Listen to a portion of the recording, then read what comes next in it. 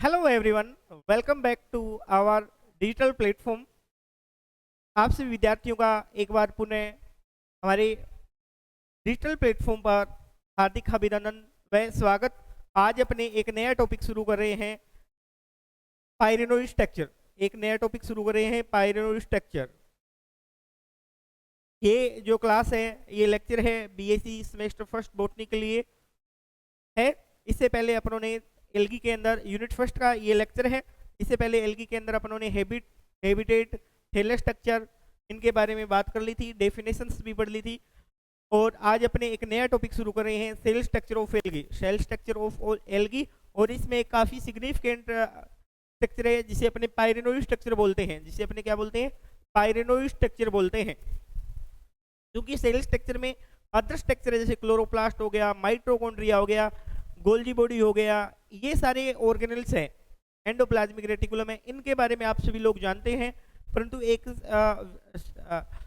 एक स्ट्रक्चर है जिसे क्या बोलते हैं, पाइरेनोइड बोलते हैं, जिसे क्या बोलते हैं, पाइरेनोइड स्ट्रक्चर। और ये काफ़ी एग्जाम में पूछे जाने वाला क्वेश्चन है। तो इस ऑर्गेनल्स को अपने इसी से अपने क्या सेल ऑर्गेनल्स की क्या करेंगे, शुरुआत करने वाले हैं। तो देखते हैं पाइरेनोइड स्ट्रक्चर क्या है।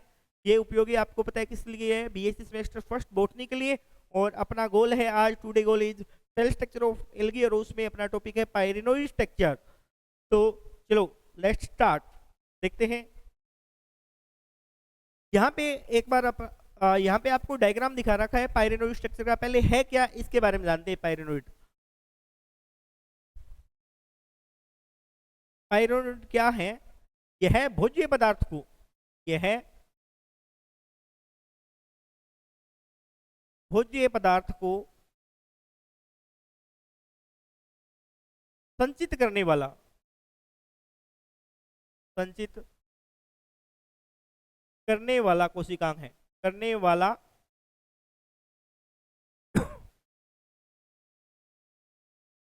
भोज्य पदार्थ को संचित करने वाली संरचना है। अभी कोशिकांग नहीं बोल सकते इसे, वाली संरचना है। और ये किन से मिलकर बना होगा? ये प्रोटीन प्लस में स्टार्च, प्रोटीन व स्टार्च से मिलकर बना होता है। किससे मिलकर बना होता है, ध्यान से देखेंगे, प्रोटीन प्लस में स्टार्च। इससे मिलकर बना होगा प्रोटीन प्लस में स्टार्च, इनसे मिलकर ये बना होगा प्रोटीन प्लस में स्टार्च। ठीक है। एक चीज और ध्यान रखना, प्रोटीन है वो इनके इस संरचना में सेंट्रल पार्ट में पाया जाता है। किसमें पाया जाता है? सेंट्रल पार्ट में, केंद्रीय भाग में। इसमें इसमें प्रेजेंट होगा सेंट्रल पार्ट, यानी कि किसमें? केंद्रीय भाग में। ठीक है। जबकि स्टार्च है, जबकि क्या है, स्टार्च है वो क्या है, पेरिफेरल जोन में। किसमें? पेरिफेरल जोन में, यानी कौन से वाले भाग में? परिधि वाले भाग में, या परिधीय भाग भी से बोल सकते हैं। परिधीय भाग में प्रेजेंट होगा, में होगा, परिधीय भाग में प्रेजेंट होगा। क्या है पाइरेनोइड?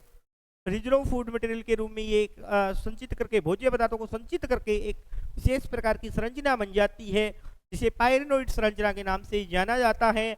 और ये प्रोटीन प्लस में स्टार्च से बनी होती है, प्रोटीन और स्टार्च की बनी होती है। जिसके सेंट्रल पार्ट में, सेंट्रल पार्ट में तो क्या होगी, प्रोटीन होगी। जबकि आउटर पेरिफेरल जोन में क्या होती है, पेरिफेरल जोन में क्या होगी, पेरिफेरल जोन में स्टार्च प्रेजेंट होगी। जो प्रोटीन है वो ग्रेन्यूल की फॉर्म में प्रेजेंट हो सकती है, कणिकाओं की फॉर्म में उपस्थित हो सकती है। और स्टार्च है वो पटलिका की फॉर्म में भी प्रेजेंट हो सकती है। ठीक है। और अगर अपने बात करें, नेक्स्ट थोड़ा और देख लीजिए, फिर आगे देखेंगे डायग्राम। उससे पहले थोड़ी सी स्ट्रक्चर आपको और देखनी है, फिर डायग्राम अच्छे से समझ में आएगा आप लोगों के। नेक्स्ट देखें, अपने यहाँ पे बात करें,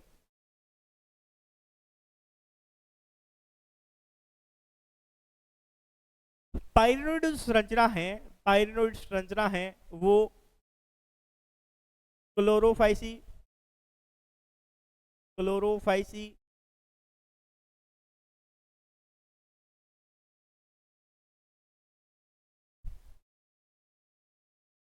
पियोफाइसी एंड जेंटोफाइसी, एंड ज़ैंथोफाइसी।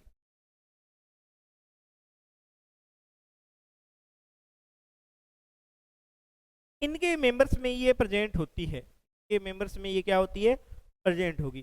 किन किन के अंदर, क्लोरोफाइसी में प्रेजेंट है, फियोफाइसी में प्रेजेंट है, ज़ैंथोफाइसी में भी क्या है, प्रेजेंट होती है। बट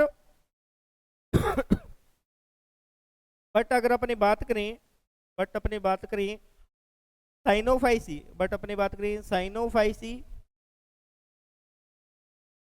एक तो साइनोफाइसी, ये क्या है, रोडोफाइसी। कौन सी है, रोडोफाइसी है भी।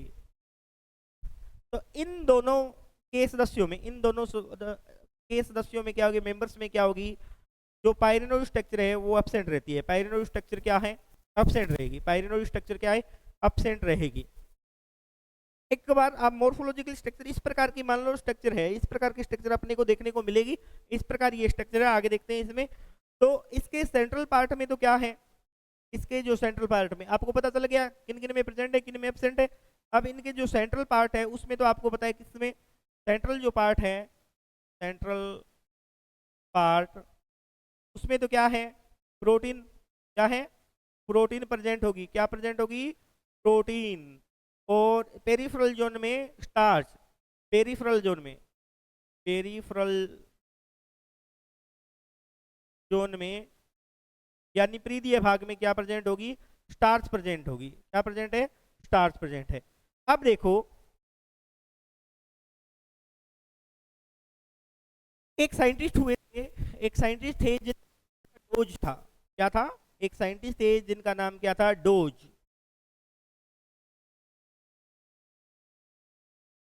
नाम क्या था, डोज नाम के साइंटिस्ट थे, DOAG, डोज नाम के साइंटिस्ट थे। इन्होंने ये बताया था, कि ये जो पायरिनोइड इस प्रकार की स्ट्रक्चर है, देखो ये इस प्रकार की स्ट्रक्चर है, इसके पेरिफेरल जोन में तो क्या रहेगा, स्टार्च रहेगा। क्या रहेगा, स्टार्च, क्योंकि परिधीय भाग में क्या बताया, स्टार्च। जबकि और ये क्या है, इस प्रकार इसकी फॉर्म में रहेंगे, पटलिका की फॉर्म में रहेंगे, इस प्रकार पटलिका की फॉर्म में प्रेजेंट रहेंगे। और इसके सेंट्रल पार्ट में, क्या प्रेजेंट हो सकती है, इनके बीच में भी हो सकती है, इनके बीच में भी हो सकती है, इनके बीच में भी हो सकती है। इनके बीच में क्या है, प्रेजेंट रहेगी, प्रोटीन प्रेजेंट रहती है। इसमें बीच में क्या रहेगी, प्रोटीन क्या रहती है, प्रेजेंट रहेगी। ठीक है, यहाँ पे भी क्या है, ट्यूबुलिन वगैरह क्या है, प्रोटीन प्रेजेंट होगी। सेंट्रल पार्ट में भी हो सकती है, इनके बीच में भी हो सकती है। और ये जो पायरिनोइड स्ट्रक्चर है, ये क्लोरोप्लास्ट में भी प्रेजेंट हो सकती है। कुछ साइंटिस्ट के अकॉर्डिंग ये जो पायरिनोइड जो स्ट्रक्चर है वो क्या है, कहाँ पे प्रेजेंट हो सकती है, सेल के अंदर। सेल के अंदर अगर इसकी पोजीशन की बात करें, सेल के अंदर अगर इसकी पोजीशन की बात करें तो ये किस में प्रेजेंट हो सकती है, सेल में अगर पोजीशन की बात करें तो या तो ये क्लोरोप्लास्ट में प्रेजेंट होगी, या तो ये किस में प्रेजेंट होगी, क्लोरोप्लास्ट के अंदर धसी हुई रहती है। या तो क्लोरोप्लास्ट के अंदर क्या रहेगी, धसी हुई रहेगी, या फिर क्या होगा, ये जो सेल है, सेल की बात करें, सेल की पोजीशन बता रहे हैं, या तो क्लोरोप्लास्ट के अंदर एम्बेडेड रहेगी, एम्बेडेड मतलब धसी हुई होना, या उसके अंदर धसी रहेगी, या परिधि की ओर रहेगी, या क्लोरोप्लास्ट से बाहर की ओर रहेगी, या क्लोरोप्लास्ट से बाहर की ओर रहेगी। अलग अलग सदस्यों में ये क्या है, क्लोरोप्लास्ट से बाहर की ओर रहेगी। अलग अलग मेंबर में अलग अलग प्रकार की इसकी क्या होती है, स्ट्रक्चर होती है। क्या रहेगी, आउटर साइड में रहेगी। किसमें रहेगी, आउटर साइड में। ठीक है, अब बनी किससे होगी, आपको याद रखना है, प्रोटीन और स्टार्च से। सेंट्रल पार्ट में प्रोटीन है, आउटर सरफेस में लेमिना की फॉर्म में क्या प्रेजेंट होगी, स्टार्च की पटलिका ही प्रेजेंट होगी। और पोजीशन क्या है, सेल के अंदर पोजीशन रखोगे, या तो क्लोरोप्लास्ट में एम्बेडेड रहेगी, हरित लवक में क्या रहेगी, धसी हुई रहती है, या उससे बाहर रहेगी। ठीक है, अब देखो डोज नाम के साइंटिस्ट आए थे। कौन थे, डोज नाम के साइंटिस्ट थे, जिन्होंने क्या बताया कि ये जो आप स्ट्रक्चर देख रहे हो, ये मान लो एक क्या है, पायरिनोइड स्ट्रक्चर है, एक पायरिनोइड स्ट्रक्चर है। ये क्या है, या तो ये क्या है, एक स्टोक के द्वारा किससे, क्लोरोप्लास्ट से जुड़ी हुई होती है, या तो एक स्टोक के द्वारा क्लोरोप्लास्ट से जुड़ी होगी, ये एक सिंगल स्टोक के द्वारा भी जुड़ी हो सकती है। ठीक है, और इसमें क्या है, मल्टीपल स्टोक भी मिलने को देखने को मिल सकते हैं। ये मान लो पायरिनोइड स्ट्रक्चर है, इसमें क्या है, एक से अधिक भी क्या पाए जा सकते हैं, स्टॉक पाए जा सकते हैं। एक से अधिक क्या पाए जा सकते हैं, स्टॉक। ऐसे ये पाइरिनोड मान लो स्ट्रक्चर है इस प्रकार, और इसमें एक से अधिक क्या पाए जाते हैं, स्टॉक। क्या पाए जा सकते हैं, स्टॉक या स्टॉक इसे बोलते हैं। इसे क्या बोलते हैं हिंदी में, व्रंत बोला जाता है। क्या बोला जाता है, व्रंत बोला जाएगा। क्या बोला जाएगा, व्रंत बोला जाएगा। क्या पाए जाएंगे, व्रंत पाए जाएंगे। ये फ्लेजिला नहीं है, ये स्टॉक है, व्रंत। तो या तो हो सकते हैं यूनिट स्टॉक स्ट्रक्चर भी पाई जा सकती है, एक व्रंत भी पाया जा सकता है, या कुछ सदस्यों में इसमें क्या है, एक से अधिक क्या पाए जा सकते हैं, व्रंत देखने को मिल जाते हैं। और कुछ में ये विदाउट स्टॉक भी होती है, बिना सहव्रंत के, या इसे क्या बोल सकते हैं, अव्रंत संरचना भी हो सकती है। कैसी संरचना हो सकती है, अव्रंत संरचना। कैसी संरचना हो सकती है, अव्रंत संरचना। अव्रंत जो संरचना है, अव्रंत संरचना है, वो किस में देखने को मिलती है, क्लोरोफाइसी के मेंबर, क्लोरोफाइसी में देखने को मिलती है। किसमें, क्लोरोफाइसी के मेंबर में, क्लेमाइडोमोनास में। किसमें, क्लेमाइडोमोनास में देखने को अपने को मिलती है। तो इसके बारे में, ये स्टॉक के बारे में किसने बताया था, डोज नाम के जो साइंटिस्ट है उन्होंने बताया कि जो पाइरिनोइड है वो स्टॉक युक्त हो सकती है, बिना स्टॉक के भी हो सकती है, और एक से अधिक भी स्टॉक इसमें देखने को मिल जाते हैं। एक से अधिक अपने को स्टॉक इसमें देखने को अपने को मिल जाते हैं। स्टॉक की बात करें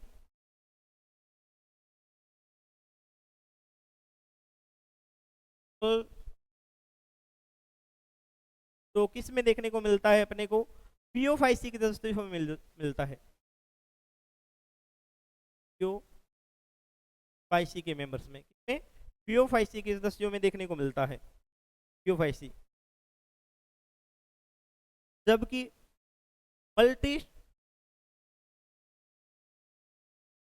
मल्टी स्टॉक जो स्ट्रक्चर है वो अपने को जेंथोफाइसी में, जेंथोफाइसी में देखने को मिलती है, जेंथोफाइसी के मेंबर्स में देखने को मिलती है। जबकि विदाउट स्टॉक्ड, जबकि क्या है, विदाउट स्टॉक्ड जो स्ट्रक्चर है वो अपने को क्लोरोफाइसी, क्लोरोफाइसी के मेंबर में, जैसे के मेंबर में जैसे क्लेमाइडोमोनास में देखने को मिलती है। किस में देखने को मिलेगी, क्लेमाइडोमोनास, क्लेमाइडोमोनास। ठीक है, क्लेमाइडोमोनास में देखने को अपने को मिलती है। तो ये क्या है, एक पाइरिनोइड स्ट्रक्चर है जिसमें किसमें, एल्गी में देखने को अपने को मिलती है। ठीक है, अगर इसकी फंक्शन की बात करें, अगर इसके फंक्शन की बात करें, कार्य की बात करें, फंक्शंस की बात करें अपने,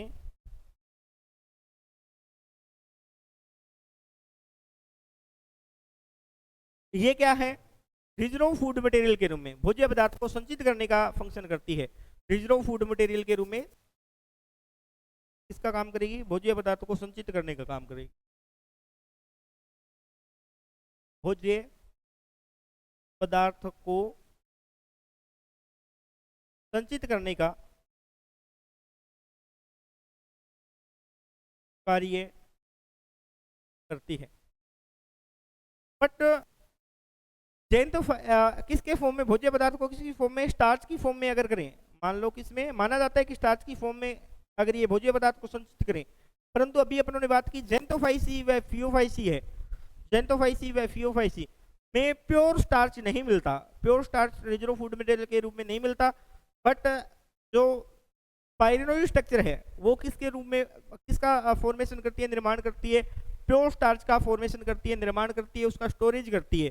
बट पियोफाइसी और जेंथोफाइसी में आपको पता है रिजर्व फूड मटेरियल के रूप में क्या होगा, प्योर स्टार्च नहीं होता। तो इसलिए अपने अपने इसको अभी तक प्रूफ नहीं हो पाया कि ये स्टार्च रिजर्व फूड मटेरियल के रूप में फंक्शन करती है या नहीं करती है। ठीक है, जब आपको जेंथोफाइसी व सॉरी साइनोफाइसी व रोडोफाइसी में तो क्या है, एब्सेंट ही है। तो ये अपने को अभी तक क्या है, इन चीज़ों के बारे में अभी अपने को क्या नहीं कर पाए, प्रूफ नहीं कर पाए साइंटिस्ट लोग।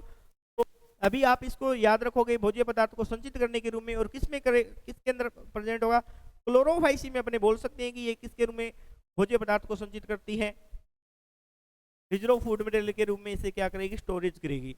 ठीक है, पायरिनोइड स्ट्रक्चर है। तो क्लोरोफाइसी के क्लेमाइडोमोनास में रिजर्व करने के कारण अपने यहाँ पे डायग्राम भी किसका दिखाएंगे, क्लेमाइडोमोनास का डायग्राम दिखाएंगे। कैसी स्ट्रक्चर है क्लेमाइडोमोनास की। हाँ, एक चीज और ध्यान रखना, ये जो स्टार्च है में इतना ध्यान के रूप में क्या होगा, बाहरी पेरिफेरल प्रेजेंट होगा, स्टार्च प्रेजेंट होगा। देखो स्टार्च की जो कंडीशन है, स्टार्च की जो अगर पोजीशन है, या तो ये लेयर की फॉर्म में प्रेजेंट होगा, या ये क्या है, ग्रेन्यूल फॉर्म में भी प्रेजेंट हो सकता है। इसी प्रकार जो प्रोटीन है वो सेंट्रल पार्ट में प्रेजेंट होगी, ये किसी लेयर की फॉर्म में भी हो सकती है, और किसकी फॉर्म में, ग्रेन्यूल्स की फॉर्म में भी, ये या ट्यूबुलिन की फॉर्म में, या इस प्रकार की स्ट्रक्चर के रूप में, या कणिकाओं के रूप में भी क्या हो सकती है, प्रेजेंट हो सकती है। तो ये इसकी पोजीशन पे डिपेंड करता है। ठीक है ना। तो अपने देखें यहाँ पे अपने आपको ये जो डायग्राम दिखा रखा है, यहाँ पे आप देख सकते हो, ये है क्लेमाइडोमोनास का डायग्राम। कौन सा है, क्लेमाइडोमोनास, क्लेमाइडोमोनास, क्लेमाइडोमोनास इसका डायग्राम है, क्लेमाइडोमोनास।